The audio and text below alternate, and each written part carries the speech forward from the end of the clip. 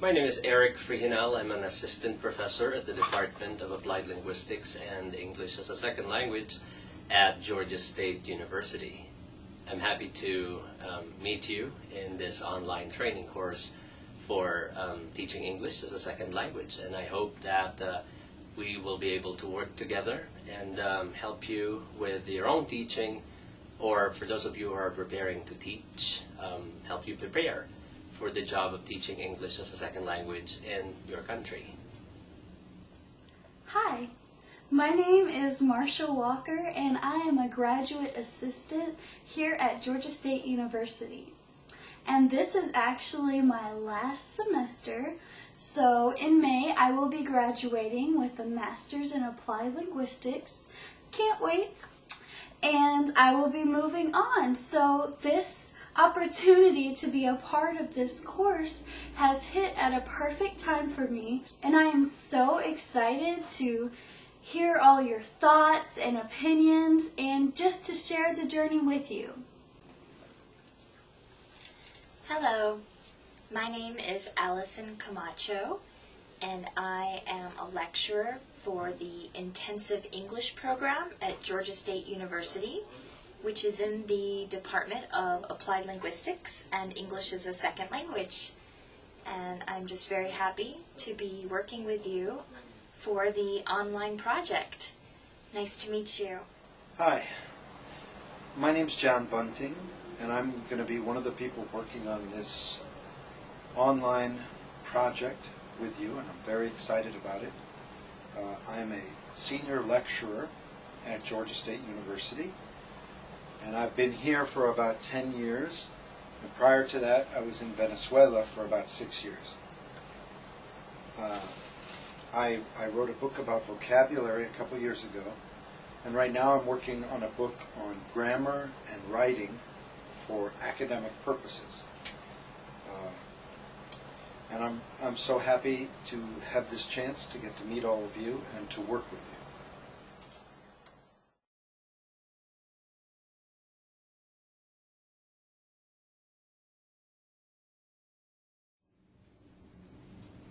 Well, I have been a language learner all my life. English is my second language.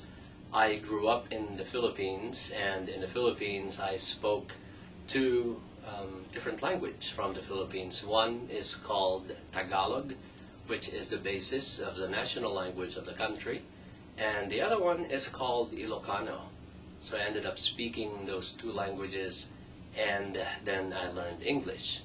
English in the Philippines was part of my everyday school subject from my kindergarten all the way to when I finished my elementary and high school. English and other languages like Filipino and Ilocano were all the time taken as school subjects.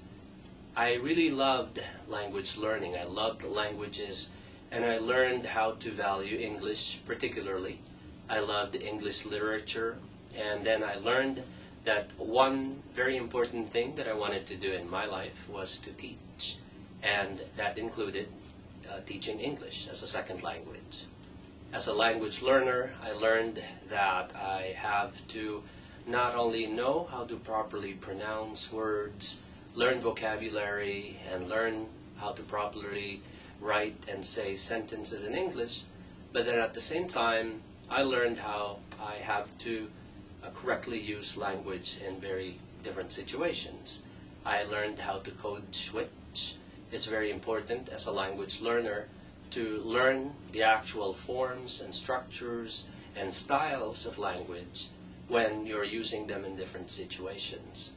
For example, I learned that when I'm talking to my friends or with my friends and family, that I could be informal and I could switch from speaking Tagalog to English, or when I'm trying to apply for a job, or when I'm trying to talk with people who maybe are teachers or academics or other professional individuals, that I would learn how to properly use English in that specific context. I'm still learning, and I'm happy that part of what I'm doing is teaching English, and I think that as a non-native speaker of English, and also a speaker of English as a second language, that I'll be able to help you learn more about English and learn how to best teach English to your students. First, I wanted to talk to you a little bit about who I am as a language learner. And I have been a language learner pretty much all of my life. My father was in the military, and we moved to Japan when I was very young, and I began to learn Japanese. And then throughout grade school, I learned Spanish. And as I went to college for my undergraduate degree, I continued to learn Spanish while also embarking on a new language called American Sign Language. Sign language as a whole is a way of communicating with your hands instead of your mouth, and this is primarily for people who are deaf or hard of hearing. American Sign Language is sign language that's used specifically in the United States and some of the surrounding countries. So, as a language learner, in learning Japanese and learning American Sign Language and learning Spanish, I would classify myself as a perfect student. I came to class on time. I was there every class. I turned in all of my work, and I've scored A's on everything that I did. And I thought that good grades must equal knowing the language. I quickly found out that I could not speak the languages that I was learning. And it was fear. I was terrified of getting one little tiny thing wrong. And my brain was so busy thinking of all the many things that I had to do to make sure that the language was perfect that I couldn't speak. I was hindered. And I could not figure out why, but I was so frustrated at myself for not being able to produce what I was learning. And what happened was, as I was learning American Sign Language, I got the opportunity to have a native speaker. So I had a deaf teacher, and he began to tell me, it's okay. It's okay if you mess up. So what? Just give it a try. So I began to be a little bit more confident in myself, and I kept trying, and I was getting better. And I was getting excited because I was getting better. And I realized at that point that as a language learner, I went from being someone that had to be perfect to someone that was willing to just try.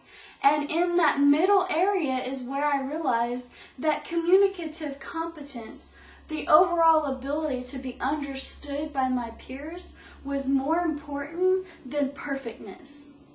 And I also realized that as a non-native speaker, it's very, very difficult, if not impossible, to be exactly like a native speaker. So it's okay if I mess up a little bit.